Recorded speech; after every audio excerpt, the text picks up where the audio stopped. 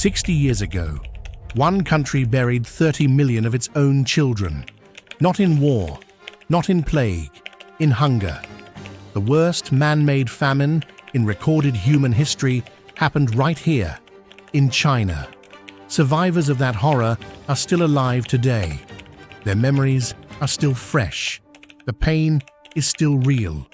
And yet, in just 6 decades, the same nation that couldn't feed its people has become the second wealthiest country on Earth.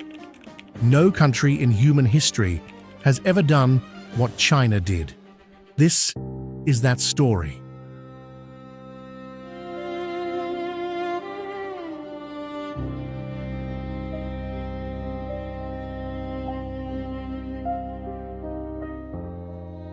Let me give you a number that will stop you cold.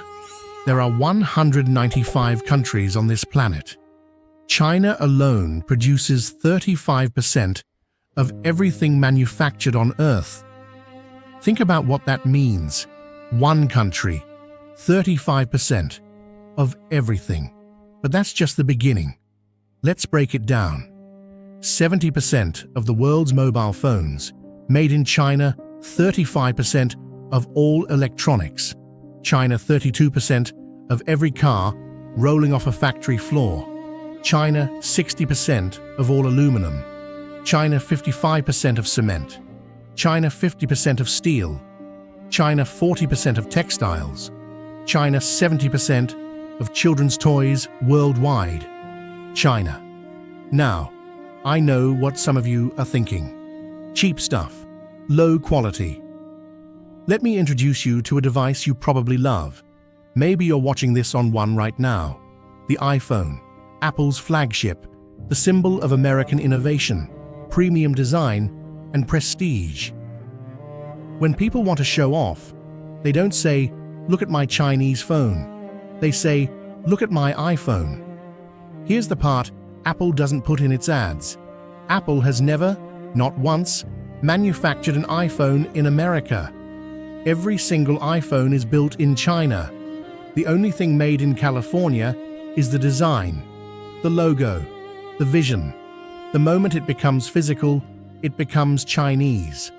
The factory that makes most of your iPhones is called Foxconn, located in Zhengzhou, so enormous it's nicknamed iPhone City. It employs 350,000 workers. Alone, it produces 500,000 iPhones every single day. Think that's a coincidence? Apple's own CEO, Tim Cook, explained it in plain language. A lot of people think we go to China because of labor costs. That's not the China I know. China stopped being cheap years ago.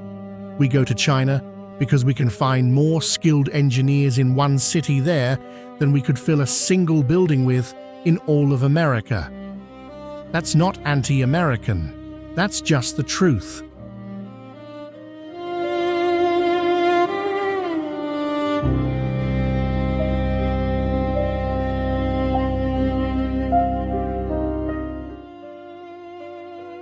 You call a ride.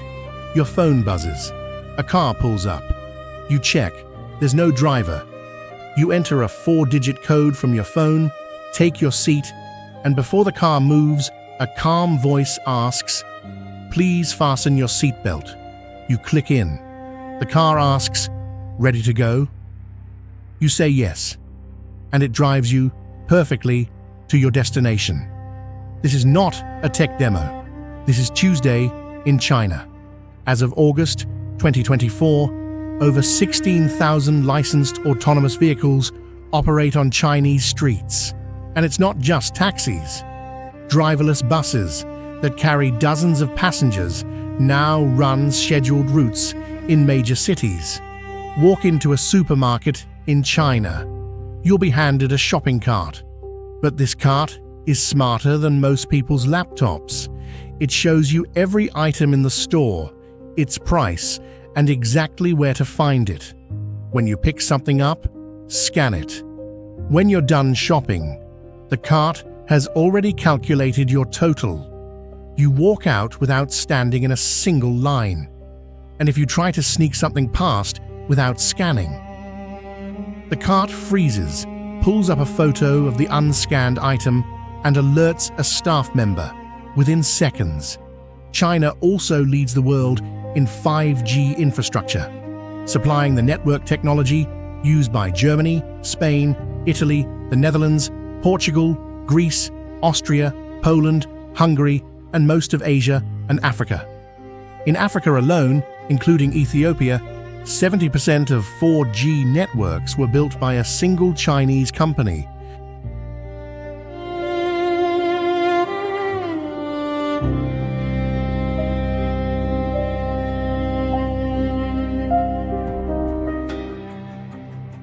Here's something that will make you uncomfortable, and should. China knows who you are, not from a passport, not from an ID card, from your face. 700 million surveillance cameras are installed across China. That's one camera for every 2 people in the country. These cameras don't just record, they think. Powered by AI, they can identify a face in a crowd instantly, track movement across cities, and feed data in real time to government servers. This is the backbone of China's social credit system, and it's unlike anything the world has ever tried. Every citizen starts with a score of 1,000. Good behavior raises your score. Bad behavior lowers it. Run a red light, score drops. You also get a fine. But the camera already saw you. It already logged it, already adjusted your rating before you even reach for your wallet. Fail to repay a bank loan. You're flagged as untrustworthy. Jaywalking, drunk and disorderly behavior, posting defamatory content online, getting into fights, all logged, all penalized. But it goes the other way too. Help an elderly person cross the street, camera catches it, score goes up. Return lost property, give to the needy, pay your debts on time, follow traffic laws, all of it recorded, all of it rewarded. High score, you get priority service at government offices, lower taxes, better interest rates on loans, access to top universities and employers.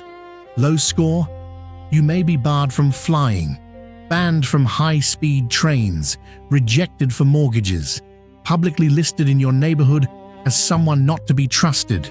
Your entire life shaped by a number. Is this a utopia of accountability or a nightmare of control? That's a question every person watching this needs to sit with.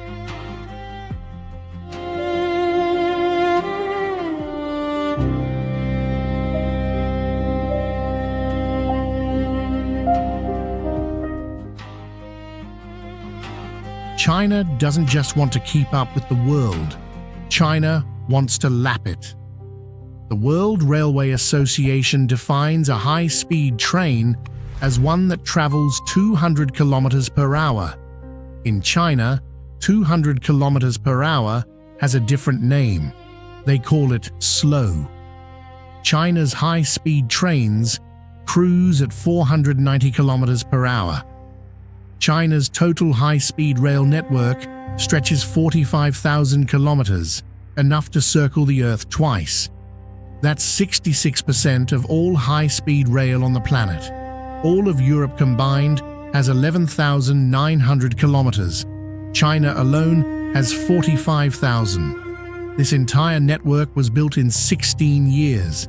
In 2008, China had 0 high-speed trains. 0. They introduced the technology that same year for the Beijing Olympics. Today, they own 2/3 of the world's fastest railways. To put this in perspective, Beijing to Shanghai is 1,400 kilometers. On China's fastest trains, that's a 4-hour journey. On their new experimental line, a maglev train designed to reach 1,000 kilometers per hour, that same trip would take under 90 minutes, faster than most commercial aircraft door to door. For context, Japan introduced bullet trains in 1964. America launched its Amtrak service in 1969. They had a 40-year head start. China not only caught up, it buried them. And this is part of a far larger vision, the Belt and Road Initiative, perhaps the most ambitious infrastructure project in human history. China is connecting 150 countries, 7.5 billion people, through roads, railways, ports, bridges, and power plants. Laos, Indonesia, Kenya, Thailand, Vietnam, all receiving Chinese-built infrastructure at a pace that would have seemed impossible a generation ago. Whether you admire this or fear it, you cannot ignore it.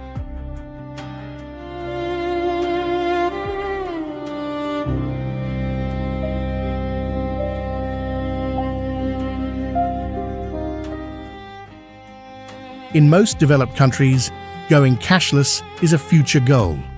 A policy paper, a TED Talk. In China, it's already history. China hasn't been a cash society in years.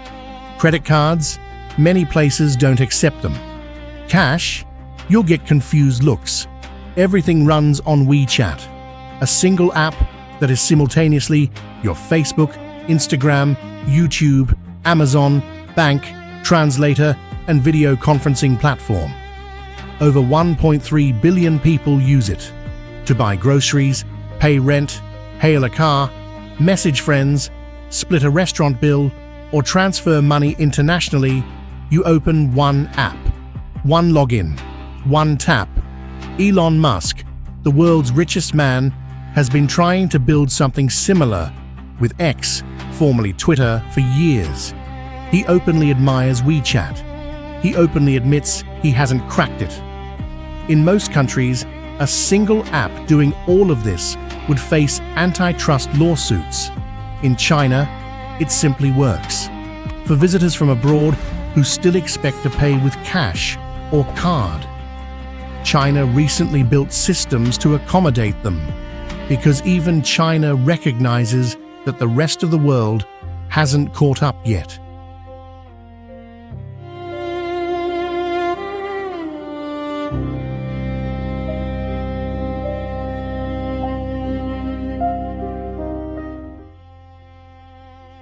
China has 17 of the world's 34 megacities, cities with populations over 10 million.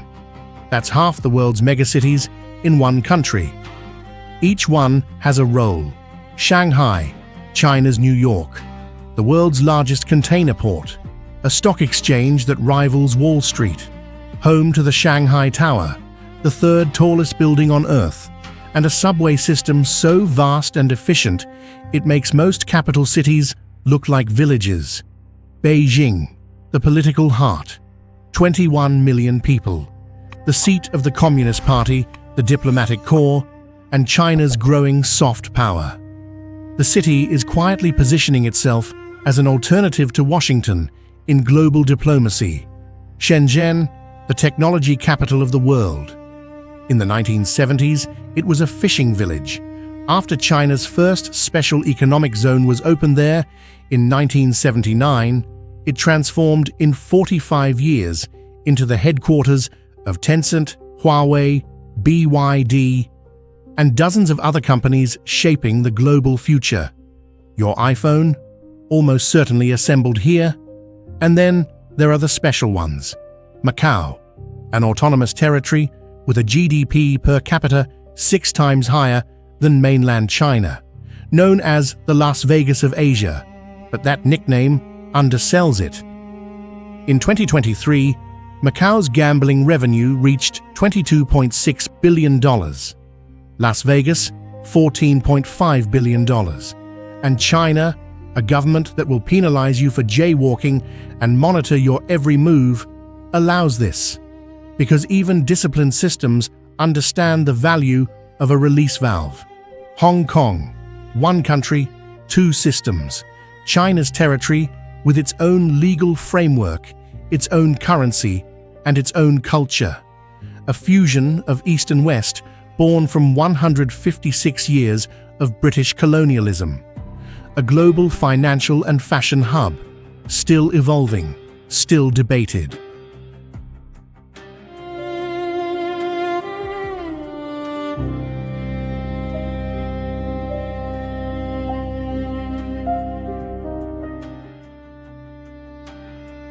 Here is what we haven't told you. China's rise is not a perfect story. The surveillance is real. The control is real. Millions of people live under a system that watches their every move, scores their behavior, and decides their fate accordingly. That is not something to romanticize. The families who can't speak freely, the journalists who disappear, the minorities in Xinjiang, these are not footnotes, they are chapters. And yet, 60 years ago, 30 million people starved to death. Today, China has lifted over 800 million people out of poverty, the largest poverty reduction in human history in the shortest time ever recorded. Both things are true simultaneously. China is not a model to copy blindly, but it is a mirror, reflecting what is possible when a nation decides with absolute conviction that it will not stay poor. The question it poses to every other nation is simple. What are you willing to do?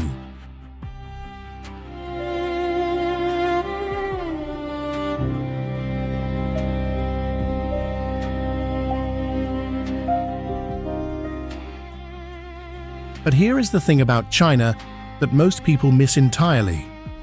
Everything you just watched, the factories, the trains, the cameras, the cities, that is not China's destination. That is just the warm-up. China has a written plan called Made in China 2025 and China Vision 2050. The goal is not just to be the world's manufacturer. The goal is to be the world's innovator. By 2049, the 100th anniversary of the People's Republic, China intends to be the dominant global superpower in every measurable category. Here is what that plan looks like in practice.